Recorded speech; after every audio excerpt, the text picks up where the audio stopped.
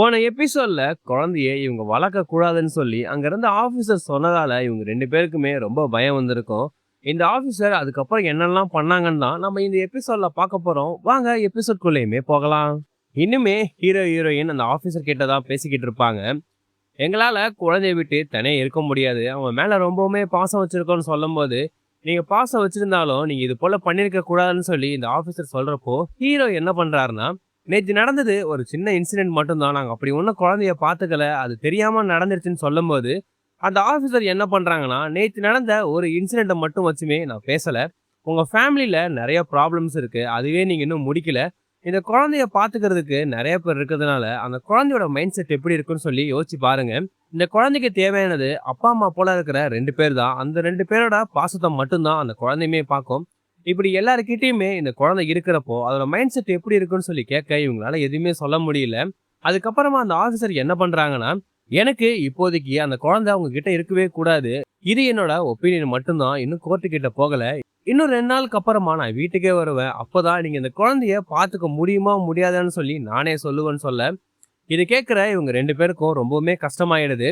Heroine இதே சோகத்தோட வீட்டுக்கு வரப்போ, அபார்ட்மெண்டோட பக்கத்துல இருக்க எல்லாருமே என்னாச்சு, கோர்ட்ல என்ன சொன்னாங்கன்னு சொல்லி கொஸ்டின் கேட்க, ஹீரோனால எதுவுமே சொல்ல முடியல. அவங்க அந்த இடத்த விட்டுமே போயிடுறாங்க. ஆனா ஹீரோக்கு தெரியுது ஹீரோயின் எவ்வளவு கஷ்டப்படுறாங்கன்னு சொல்லி. வீட்டுக்கு வந்தவங்க இதுக்கப்புறமாச்சும் குழந்தைய நம்ம நல்லா பாத்துக்கணும்னு சொல்லி அங்க இருக்கிற திங்ஸ் எல்லாத்தையுமே எடுத்து வச்சுக்கிட்டுமே இருக்காங்க. இந்த குழந்தைக்கு நான் தான் அம்மா போல இந்த குழந்தைய பாத்துக்க போறேன்னு சொல்லி ஹீரோயின் அவ்வளவு கான்பிடென்டா இருக்காங்க. இங்க ஹீரோவை பார்த்தா நம்ம ஹீரோனோட கம்பெனில இருந்து கூட்டு விட்டுருக்காங்க. இன்னொரு ப்ராஜெக்ட் இருக்கு போல. ஒரு டேட்ட சொல்லி அந்த டேட்ல நம்ம போயாகணும்னு சொல்லி அங்க இருக்கிறவங்க பேசிக்கிட்டு இருக்கிறப்போ, போன்ல எடுத்து பாக்குறப்ப தான் தெரியுது அந்த வீட்டுக்கு அந்த ஆபீசர் வர சொன்ன டேட்ல தான் ஹீரோக்கு இப்ப வேலையுமே வந்திருக்கு. டேட்டை சேஞ்ச் பண்ண முடியுமான்னு சொல்லி கேக்குறப்போ, அங்க இருக்கிற ஸ்டாஃப்ஸுமே முடியாது. நீங்க அந்த டேட்ல போய் தான் ஆகணும்னு சொல்லி அவங்களுமே சொல்றாங்க. ஹீரோக்கு என்ன பண்றேன்னு தெரியாது. வீட்டுக்கு வந்தவரு ஹீரோயின் கிட்ட இந்த விஷயத்த சொல்றப்போ அவங்க என்ன பண்றாங்கன்னா, தனியாவே என்னால இந்த குழந்தைய பாத்துக்க முடியும். நீ ஒன்னும் கவலைப்படாத. நீ வேலைக்கு போயிட்டு வந்துரு. அந்த ஆபீசர் கிட்ட நானே நல்லா நடந்துக்கிறேன்னு சொல்லும்போது, ஹீரோ இப்ப ஹீரோனை கம்ஃபர்ட் பண்ணி ஆகணும்னு சொல்லி, நீ அந்த குழந்தைக்கு அம்மா போல தான் இருக்க. அதோட அந்த குழந்தைய நல்லாவுமே பாத்துக்கிற. அந்த ஆபீசர் வந்து பாக்குறப்போ உண்மையாலுமே அந்த குழந்தைய நீ நல்லா பாத்துக்கிறேன்னு சொல்லி உன்கிட்ட தான் கொடுத்துட்டு போக போறாங்கன்னு சொல்ல, ஹீரோனுக்கு ரொம்பவுமே சந்தோஷமா இருக்கு. எவ்வளவு கஷ்டமா இருந்தாலும் நீ இப்படி பேசுறது எனக்கு சந்தோஷமா இருக்குன்னு சொல்லிக்கிட்டு இருக்காங்க. இப்படியே அந்த ஆபீசர் வரக்கூடிய அந்த நாளுமே வந்துருது. ஹீரோக்கு இன்னைக்கு தான் வேலையுமே இருக்கும். இருந்தாலும் அந்த ஆபீசர் வர வரைக்குமே ஹீரோ அதே இடத்துல தான் வெயிட் பண்ணிக்கிட்டு இருப்பாங்க. கொஞ்சம் லேட் ஆகிடுது. இதனால ஹீரோயின் நான் பாத்துக்கிறேன் நீ ஒர்க்குக்கு போன்னு சொன்னதால ஹீரோவுமே வீட்டை விட்டு வெளில போயிடுறாரு. குழந்தை ரொம்ப நேரமா விளையாண்டுட்டு இருக்கிறதுனால டேய் போய் தூங்குடான்னு சொல்லிட்டு ஹீரோயின் அவன் கிட்டயுமே போவாங்க. அப்படி தொட்டு பார்க்கறப்பதான் அவனுக்கு உடம்பு ரொம்பவுமே ஹீட்டா இருக்கிற விஷயம் ஹீரோனுக்கு தெரியுது. உடனே டெம்பரேச்சரை செக் பண்ணி ஆகணும்னு சொல்லி செக் பண்ணி பார்த்தா ரொம்ப ஜுரமாவுமே இருக்கு. உடனே ஹீரோனுக்கு என்ன பண்றேன்னு தெரியல. இப்பதான் இந்த லேடியுமே வராங்க. குழந்தைக்கு இப்படி உடம்பு சரியில்லாம இருக்கிறத பார்த்தா இன்னுமே நான் குழந்தைய பாத்துக்கலன்னு சொல்லி தான் அந்த லேடியுமே சொல்லுவாங்க. ஹீரோனுக்கு என்ன பண்றேன்னு தெரியாம மெடிசன் ஏதாச்சும் இருக்குமான்னு சொல்லி தேடி பாக்குறாங்க. மெடிசன் இவங்க கிட்ட கிடைக்கல. இவங்க பக்கத்து வீட்டுல இருக்கக்கூடிய லேடியுமே குழந்தைய வளர்க்கறதுனால அவங்க கிட்ட மெடிசன் கேட்கலான்னு சொல்லி ஹீரோயின் போன் பண்ணி கேட்டா, அவங்க அப்பார்ட்மெண்ட் இல்லாம வெளில போயிருக்காங்க போல. அதே நேரம் அவங்க என்ன பண்றாங்கன்னா, குழந்தைக்கான மெடிசன் இல்லைனா கூட இல்ல. நார்மலான மெடிசனை கூட குழந்தைக்கு கொடுக்கலான்னு சொல்லும்போது, ஹீரோனோட வீட்ல அந்த நார்மலான மெடிசனை கொஞ்சம் ஹைட்டான இடத்துல தான் வச்சிருக்காங்க. ஹீரோனுக்கு ஹைட் 8ல. அதை எடுக்கலான்னு சொல்லிட்டு அவங்களுமே கொஞ்சம் கொஞ்சமா எடுத்துக்கிட்டு இருக்கிறப்போ, கதவு ஓப்பன்ல இருக்கு. நம்ம தலைவன் என்ன பண்றான்னா, வேக வேகமா கதவு ஓப்பன்ல இருக்கிறதுனால படிக்கட்டு கிட்ட போனவன் அப்படியே கீழேயுமே விழுந்துடுறான். ஹீரோயின் மருந்து எடுத்துக்கிட்டு இருப்பாங்க. சடனா அம்மான்னு சொல்ற ஒரு சத்தம் கேட்டவுடனே ரொம்பவுமே பயந்துடுறாங்க. வேக வேகமா போனா நம்ம தலைவனை அந்த விசாரிக்க வந்த லேடியோட கையில இருக்கிறப்போ முகத்துல அடிபட்டு இருக்கிறத பார்த்துட்டு, என்ன இந்த குழந்தைய நீ அடிக்கிறியான்னு சொல்லிட்டு அவங்க ரொம்ப கோவமா பேசுறாங்க. ஹீரோனுக்கு என்ன சொல்றதுன்னு தெரியாது. உனக்கெல்லாம் இந்த குழந்தைய வளர்க்கறதுக்கு தகுதியே கிடையாதுன்னு சொல்லி ரொம்ப மோசமா பேசிக்கிட்டு இருக்கேன். சத்தம் கேட்டுட்டு அந்த கீழ் வீட்டுல இருக்கிற அந்த பாட்டி அம்மாலாம் மேல வந்துடுறாங்க. அந்த ஆபீசர் ரொம்ப கோவமா பேசுறாங்க. இந்த குழந்தைய நீ அடிச்சிருக்க, ஒழுங்கா கூட பாத்துக்கல. என்ன கோர்ட் என்ன சொல்றது? நானே சொல்றேன் இந்த குழந்தைய வளர்க்கறதுக்கெல்லாம் உனக்கு தகுதியே கிடையாது. என்ன இப்படி அடிபட்டு வச்சிருக்கன்னு சொல்லி பயங்கரமா திட்டிடுறாங்க. ஹீரோயினுக்கு என்ன சொல்றேன்னு தெரியாது. குழந்தைக்கு ஜுரம் அடிச்சது மெடிசன் எடுக்க போன கேப்ல தான் அவன் விழுந்துட்டான்னு சொல்லி சொன்னாலும் அந்த ஆபீசர் ரொம்ப கோவமா பேசுறாங்க. இதுக்கப்புறம் நான் உன் மேல கேஸுமே கொடுக்க போறேன் அப்படின்னு சொல்லிட்டு ஹீரோயின் மேல கேஸுமே கொடுத்துடுறாங்க. கொஞ்ச நேரத்துல போலீஸ்லாம் அந்த இடத்துக்கு வந்த உடனே நம்ம தலைவன் ஹீரோயின் கிட்ட போகணும்னு சொல்லி அழுதுகிட்டே இருக்கான். ஹீரோயினுமே அவனை என்கிட்ட கொடுத்துருங்கன்னு சொல்லி ரொம்பவுமே அழுதுகிட்டு இருந்தாலும், மேடம் உங்க மேல கேஸ் வந்திருக்கு, அதனால அந்த குழந்தைய உங்ககிட்ட கொடுக்க மாட்டோம். எதா இருந்தாலும் நீங்க கோர்ட்ல பாத்துக்கங்கன்னு சொல்லி அந்த ஆபீசர் சொல்றப்போ ஹீரோனுக்கு இன்னுமே ரொம்ப கஷ்டமாகிட்டு இருக்கு. அது இல்லாம உங்க மேல ஒரு கேஸுமே போட்டிருக்காங்க. இந்த குழந்தைய வளர்க்க தகுதி இல்லன்னு சொல்லிட்டு. அதுவுமே ப்ரூவ் ஆகிருச்சுன்னா, இந்த குழந்தை இதுக்கப்புறம் உங்க கிட்டயே வராது. நாங்க தான் இந்த குழந்தைய வளர்க்க போறோம்ன்னு சொல்லி அந்த ஆபீசர் சொன்னவுனே ஹீரோனுக்கு என்ன பண்றேன்னு தெரியாது. கார்ல குழந்தைய கூப்ட்டு போகும்போது இவங்க ரொம்பவுமே அழ ஆரம்பிச்சுடுறாங்க. கார் பின்னாடியே போக ஆரம்பிச்சுடுறாங்க. அங்க இருக்கிற இவங்க நெய்பர்ஸ் தான் இவங்கள புடிச்சிட்டு, "நம்ம எதா இருந்தாலும் கோர்ட்ல பாத்துக்கலாமா? நீ கஷ்டப்படாதன்னு" சொல்லி ஹீரோன கொஞ்சம் பேசி சமாளிக்கிறாங்க. அன்னைக்கு நைட்டுமே ஆகுது. ஹீரோவுக்கு பல தடவ அவங்க கால் பண்ணியிருப்பாங்க. ஒர்க்ல ஹீரோ எடுத்திருக்க மாட்டாரு. அன்னைக்கு நைட்டு வந்ததுக்கு அப்புறம் தான் அங்க இருக்கிற நெய்பர் சொல்லும்போது எல்லா உண்மையுமே அவனுக்குமே தெரியுது. விஷயம் தெரிஞ்சவனே ஹீரோ வேக வேகமா ஹாஸ்பிட்டலுக்கு தான் போவாரு. குழந்தைய அங்க தான் வச்சிருப்பாங்க. ஹீரோயின பார்த்தோனே ஹீரோயின் என்ன பண்றாங்கன்னா, இந்த குழந்தைய வளர்க்கறதுக்கு எனக்கு உண்மையாலுமே தகுதி இல்லன்னு சொல்லிட்டு ரொம்பவுமே கஷ்டப்பட்டு அழ ஆரம்பிச்சுடுறாங்க. ஹீரோவுக்கு என்னதான் சொல்லி ஹீரோயின சமாதானப்படுத்துறதுன்னே தெரியாம தான் இருந்துகிட்டு இருப்பாரு. நம்ம எதா இருந்தாலும் கோர்ட்ல பார்த்துக்கலாம். நீ ரொம்ப கஷ்டப்பட வேணாம்னு சொல்லிக்கிட்டு இருக்க. இப்படியே அடுத்த நாளுமே ஆகுது. ஹீரோ அவரோட வேலைக்குமே போயிடுவாங்க. ஹீரோயின் ரொம்பவுமே தனிமையில கஷ்டப்படுறாங்கன்னு சொல்லி அந்த பக்கத்து வீட்ல இருக்கிற அந்த பாட்டி அம்மாக்கு தெரிஞ்சிருக்கு. ஹீரோயின் கிட்ட பேசணும்னு சொல்லி அவங்க வீட்டுக்குமே கூப்பிட்டு போயிடுறாங்க. ஹீரோயின் இன்னுமே அதே நினைப்புல இருக்கிறதுனால தான் இவங்க இப்படி பண்ணிக்கிட்டு இருக்காங்க. உடனே சாப்பிட்டியாமான்னு கேட்டுட்டு இவங்க ஆப்பிள் கட் பண்ணி எடுத்து வரலான்னு சொல்லி பார்ப்பாங்க. உடனே இவங்களோட பையன் ரூம்ல இருந்து வந்து அந்த அந்த கோர்ட்ல நடக்கக்கூடிய கேஸ பத்தி நிறைய டீட்டெயில் கேட்டுக்கிட்டு இருக்கிறப்போ ஹீரோயினோட முகமே மாற ஆரம்பிச்சிருது. இத பார்த்தவங்க, "டேய் எந்த நேரத்துல என்னடா கேட்கிற? போடா வெளில" அப்படின்னு சொல்றப்போல அவங்க பையனை இவங்க துரத்தியுமே விட்டுடுறாங்க. ஏம்மா சாப்பிடாம இருக்கன்னு சொல்லி கேட்டுக்கிட்டு இருக்கிறப்போ ஹீரோயின் ரொம்பவுமே சோகமா இருப்பாங்க. அப்ப அந்த வீட்ல இருக்கிற போட்டோஸ்லாம் பார்க்கறப்போ இந்த பாட்டியம்மா அவங்க பையன் கூட ஒரு பொண்ணு ஒருத்தவங்க இருப்பாங்க. அந்த போட்டோஸ் தான் இருக்கும். இப்பதான் இந்த பாட்டியம்மா ஒரு உண்மையுமே சொல்றாங்க. இவங்களுக்கு பையனே கிடையாது. ஒரு பொண்ணு தான் இருந்திருப்பாங்க. இப்போ இவரு கூட பையன் இருக்கிறவரு வந்து இவரோட மருமகனா தான் இருப்பாரு. இவங்க பொண்ணு கல்யாணம் பண்ணிட்டு வந்ததுக்கு அப்புறமா இவங்க எல்லாரும் ஒண்ணா தான் இருந்திருப்பாங்க. ஆனா இவங்க பொண்ணு ஒரு ஆக்சிடென்ட்ல இறந்து போனதால, அவங்களோட ஹஸ்பண்ட் என்ன பண்ணிருப்பாங்கன்னா, நானுமே தனியா இருக்கிறதுனால, நானுமே உங்க கூட இருக்கிறேன். நானுமே உங்க பொண்ணு போல உங்கள பார்த்துக்கிறேன்னு சொல்லி இவரு சொல்லும்போது, அந்த பாட்டியம்மாவுமே பையனா ஏத்துக்கிட்டாங்க. இந்த விஷயத்த ஹீரோயின் கிட்ட சொல்றப்போ, ஹீரோயினுக்குமே ஒரு போல ஆகுது. நம்ப ஒருத்தவங்க மேல ரொம்பவுமே பாசமா இருப்போம். ஆனா அவங்க சடனா இறந்து போயிடுவாங்க. ஆனா அவங்களோட அன்பு வேற ஒருத்தவங்க மூலமா தான் நமக்குமே கிடைக்கும். என்னோட பொண்ணு இப்ப இருந்தா கூட என்ன தனியா விட்டுருக்க மாட்டாங்க. அதே போல தான் என் மருமகனுமே என்ன பார்த்துக்கிறாரு. இது போல தான் உங்க அக்கா இறந்து போனாலும், அந்த பாசம் இந்த பையன் மூலமா உனக்கு தான் கிடைக்கும்னு சொல்லும்போது, இப்பதான் ஹீரோயின் கொஞ்சம் கொஞ்சமா அந்த இன்சிடென்ட்ல இருந்து கொஞ்சம் கொஞ்சமா வெளில வந்துகிட்டு இருக்காங்க. அப்படியே வீட்ல பார்த்தா, இப்ப நம்ம தலைவன் ஹாஸ்பிட்டல்ல இருக்கிறதுனால, அவனுக்கு சில திங்ஸ், பொருள் எல்லாத்தையும் எடுத்துட்டு போகணும்னு சொல்லி ஹீரோயின் யோசிக்கிறாங்க. இவங்கள உள்ள விட மாட்டாங்க தான். அங்க இருக்கிற போலீஸ் கிட்ட குடுத்தாச்சும் அந்த திங்ஸ குடுக்கலான்னு சொல்லி, அவனுக்கு தேவையான டைப்பரு, அவனுக்கு தேவையான பொம்மை எல்லாத்தையுமே இவங்க பேக் பண்ணிக்கிட்டு இருக்காங்க. ஹீரோவுமே வந்துருவாரு. ஹீரோ கிட்டயுமே இதே விஷயம் சொன்னாலும் இவங்க நேரா போலீஸ் ஸ்டேஷன் போறாங்க. அந்த குழந்தைய பாத்துக்கிற லேடி கிட்ட அந்த டைப்பர், பொம்மை எல்லாத்தையுமே குடுக்கறப்போ, குழந்தைக்கு இந்த டைப்பர் போட்டா மட்டும் தான் அவன் அமைதியாவுமே இருப்பான். அவன் தூங்குறதுக்கு ரொம்ப கஷ்டப்பட்டா ஏஞ்சு அழ ஆரம்பிச்சுருவான். தூங்க வைங்க. இந்த பொம்மை அவனுக்கு ரொம்பவுமே பிடிக்கும். இந்த பொம்மைய குடுத்தீங்கன்னா கொஞ்சம் அமைதியாவான்னு சொல்லி, ஹீரோயின் அந்த குழந்தைய பத்தி நெறைய விஷயத்த சொல்றப்போ, அந்த போலீஸ் ஆஃபீசருக்கே தெரிய ஆரம்பிச்சிருது. உண்மையாலுமே இந்த குழந்தைய இவங்க நல்லா தான் பார்த்துக்கிட்டாங்க. இது இன்சிடென்ட் தான் நடந்திருக்குன்னு சொல்லி, அந்த போலீஸ் ஆஃபீசருக்கு இவங்கள பார்க்கும்போது அதே தோண ஆரம்பிச்சிருது.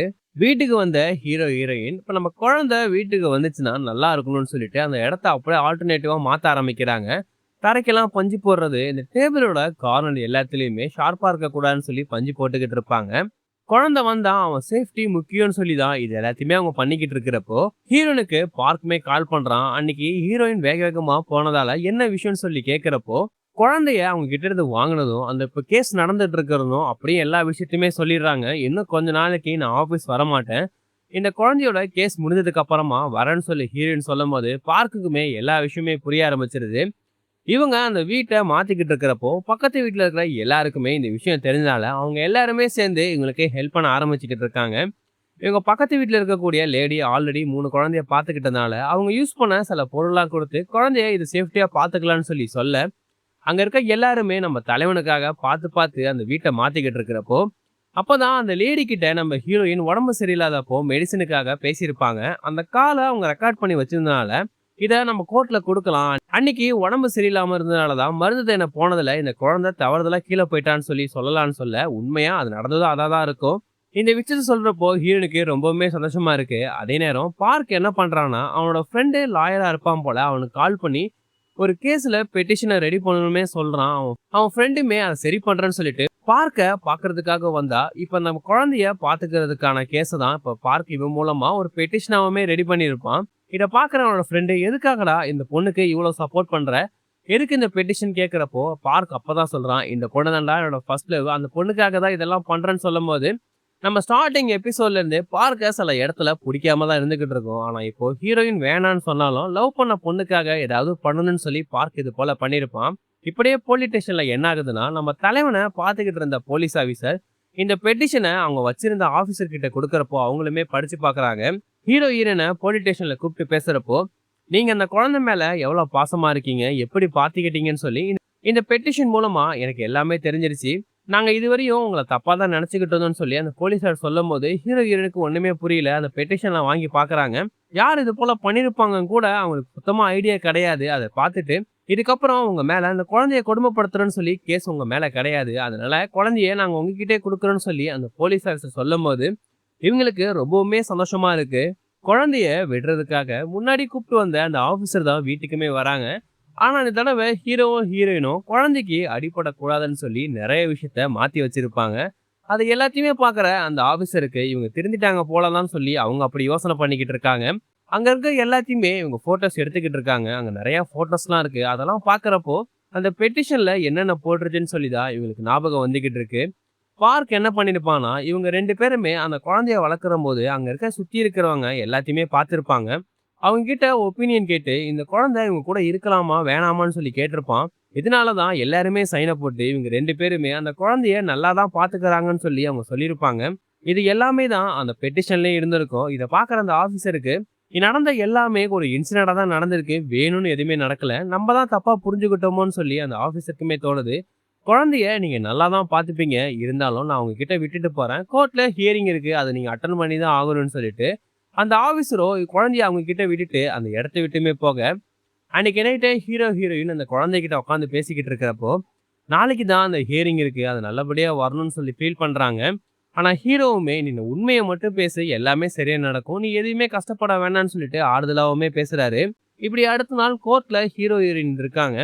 இவங்க சுத்தி இருக்கிற எல்லாருமே உள்ள போகாதனால கதவுல காத வச்சுக்கிட்டு உள்ள என்னதான் சொல்றாங்கன்னு சொல்லி அவங்க பாத்துக்கிட்டு இருக்கிறப்போ, ஹீரோனோட கையில இருக்கிற நம்ம தலைவன் சத்தம் கொடுத்து ஜாலியா ஃபன் பண்ணிக்கிட்டு இருக்கான். அங்க இருக்கிற அந்த ஆபீசருமே, "கேஸ் உங்களுக்கு தான் சாதகமா வரும்னு" சொல்லிக்கிட்டு இருக்க ஹீரோனுக்குமே சந்தோஷமா இருக்கு. இப்பதான் கோர்ட்ல இருக்கக்கூடிய ஜட்ஜ் சொல்ல ஆரம்பிக்கிறாங்க, உண்மையான அப்பா அம்மாவா இருந்தாலும் குழந்தைய பாத்துக்கும் போது சில தடவை அந்த குழந்தைக்கு அடிபட தான் செய்யும். அது வேணும்னுமே நடக்காது. எதர்ச்சியா நடக்கிறதுனால தான் அந்த குழந்தைக்கு அடியுமே பட்டெடுக்கும். இப்போ நீங்க சொல்ற குற்றச்சாட்டுலயுமே அது போல தான் இருக்கு. இருந்தாலும் அந்த குழந்தைய நீங்க எவ்வளவு நல்லா பார்த்துக்கிட்டீங்கன்னு சொல்லி அந்த பெட்டிஷன் மூலமா தெரியவுமே வந்துச்சு.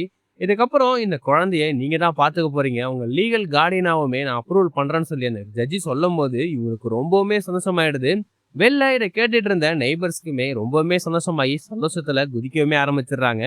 ஆனா நம்ம தலைவனுக்கு என்னடா இங்க நடக்குதுன்ற போல தான் இதையுமே கவனிச்சுக்கிட்டு இருப்பான்.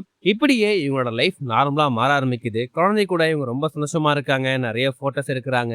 ஹீரோ, ஹீரோயின் லவ்லாம் கூட போய்க்கிட்டு இருக்கு. இத பார்க்குற இவனுக்கு என்னடா நடக்குதுன்னு தான் நம்ம குழந்தையுமே பார்த்துக்கிட்டு இருப்பான். ஆனா அப்போ என்ன ஆகுதுன்னா, நம்ம பார்க் இந்த ஆஃபீஸ்ல நல்லா வேலை பார்த்ததால அமெரிக்காவுக்கு இவன ட்ரான்ஸ்ஃபர் பண்றதா சொல்லி அங்க இருக்கிற ஆஃபீசர் சொல்லும்போது, ஹீரோயினுக்காக தான் இவன் இவ்வளோ நாளா இங்க இருந்துகிட்டு இருக்கிற போல இருக்கும். ஹீரோயின் தான் லவ் பண்ணலன்னு சொல்லிட்டாங்க. இதுக்கப்புறம் நம்ம அங்கேயே போகலான்னு சொல்லிட்டு நம்ம பார்க்குமே முடிவு எடுத்துடுறான். இந்த விஷயத்த ஹீரோயின் கிட்ட சொல்றப்போ அவங்களால ஏத்துக்கவே முடியல. இருந்தாலும் அவன் போகணும்னு சொல்லி தான் அவங்களுமே யோசிக்கிறாங்க. இன்னும் கொஞ்ச நாள்ல இவன் போக போற விஷயத்த பத்தி பேசுறப்போ, அப்பதான் பார்க் என்ன பண்றான்னா, அடுத்த வாரம் குழந்தைக்கு பர்த்டே வருதுன்னு சொல்லி பேசும்போது தான் ஹீரோனுக்குமே நம்ம தலைவனுக்கு பிறந்த நாள் வரப்போற விஷயம் இப்பதான் தெரிய ஆரம்பிக்குது. பார்க் இதெல்லாம் கூட நம்ம ஹீரோனை இம்ப்ரெஸ் பண்றதுக்காக முன்னாடியே நோட் பண்ணி வச்சிட்டு இருந்திருக்கான். அன்னைக்கு நைட்டே நம்ம ஹீரோ கிட்ட பேசுறப்போ, குழந்தைக்கு அடுத்த வாரம் பிறந்தநாள் வரப்போகுது. இத நம்ம பெரிய கிராண்டா தான் பண்ணி ஆகணும்னு சொல்லி ஹீரோயின் சொல்ல, ஹீரோக்குமே சரின்னு சொல்லிக்கிட்டு இருப்பாங்க. ஏன்னா முன்னாடி இவன் கொண்டாடின பர்த்டே எல்லாமே இவங்க அப்பா அம்மாவோட தான் கொண்டாடி இருப்பான். ஆனா இப்பதான் இவங்க கூட ஃபர்ஸ்ட் பர்த்டே போல இது கொண்டாட போறான்னு சொல்லிட்டு ஹீரோயின் இப்படியுமே சொல்ல, ஹீரோ அடுத்த நாள் அவங்க ஃப்ரெண்ட்ஸ் மீட் பண்ணி இது போல அடுத்த வாரம் நம்ம தலைவனுக்கு பிறந்தநாள் வருது, அதை கிராண்டா செலிப்ரேட் பண்ணணும்னு சொல்லும் போது அவங்க ஃப்ரெண்ட்ஸுமே ஐடியா கொடுக்குறாங்க. ஒரு பெரிய ஆளா புக் பண்ணி நிறைய டெக்கரேஷன் பண்ணி இந்த பர்த்டேவை சூப்பரா பண்ணிடலாம்னு சொல்ல ஹீரோக்குமே ஓகேன்னு ஒத்துக்கிறாங்க. அதுக்கப்புறமா அந்த பெரிய ஹாலை புக் பண்ணி அந்த டெக்கரேஷன் ஒர்க்லாம் போய்கிட்டு இருக்கு. அந்த இடத்த ரொம்பவுமே சூப்பரா, அழகாவுமே அவங்க டெக்கரேஷன் பண்ணிக்கிட்டு இருக்காங்க. ஃபங்ஷன் கொஞ்சம் கொஞ்சமா ஸ்டார்ட் ஆக ஆரம்பிக்குது. எல்லாருமே வர ஆரம்பிச்சுக்கிட்டு இருக்காங்க. நம்ம தலைவனுமே சூப்பரா ட்ரெஸ் பண்ணிக்கிட்டு வந்ததுக்கு அப்புறமா முதல்ல ஏமி தான் பார்க்கறதுக்காக வருவாங்க. குழந்தைக்காக கோல்ட் ரிங்லாம் எடுத்து வந்து குடுத்துக்கிட்டு இருப்பாங்க. பாட்டி அம்மா, நெய்பர்ஸ், ஹீரோ கூட வேலை பார்க்குறவங்க, பார்க்குன்னு சொல்லிட்டு எல்லாருமே அந்த இடத்துக்கு வர ஆரம்பிக்கிறாங்க. இப்ப கேக் கட் பண்ண போறதுனால நம்ம தலைவன கூப்பிட்டுக்கிட்டு ஹீரோ, ஹீரோயின் 2 பேருமே பேசிக்கிட்டு இருக்காங்க. நாங்க இந்த அளவுக்கு இந்த இடத்துக்கு வந்ததுக்கு காரணம் நீங்க எல்லாரும் தான். இப்ப இந்த குழந்தை எங்க கூட இருக்கிறதுக்கு காரணம் கூட நீங்க தான் சொல்லிட்டு ரொம்பவுமே ஃபீல் பண்ணி நம்ம ஹீரோ சொல்லிக்கிட்டு இருக்கிறப்போ, ஹீரோயினோட அந்த பக்கத்து வீட்ல இருக்கிற லேடியோட குழந்தைங்கலாம் இருக்குல்ல, அதெல்லாம் அங்க விளையாண்டுகிட்டு இருக்கிறப்போ, அந்த வெடிக்கிறதுக்காக வச்சிருந்த எல்லாத்தையுமே ஆன் பண்ணி விட்டுடுறாங்க. சடனா வெடிச்சிருது. இப்ப நம்ம தலைவனுக்கு ஹாப்பி பர்த்டேன்னு சொல்லி அவன கிஸ் பண்ணி அந்த கேக்கையுமே கட் பண்றாங்க. இது நாள் வரையும் நம்ம தலைவனோட இவங்க கூட இருந்த மெமரிஸ் எல்லாத்தையுமே அவங்க நினைச்சு பார்த்து இந்த சீரிஸுமே முடிக்கிறாங்க. ஒரு ஹாப்பி எண்டிங்கோட தான் இந்த சீரிஸுமே முடிச்சிருப்பாங்க. இதுக்கப்புறம் நான் ஒரு சீரிஸை செலக்ட் பண்ணி வச்சிருக்கேன். உங்களுக்கு வேற ஏதாச்சும் சீரிஸ் வேணும்னா கமெண்ட்ல சொல்லுங்க. அடுத்த வீடியோல பார்க்கலாம்.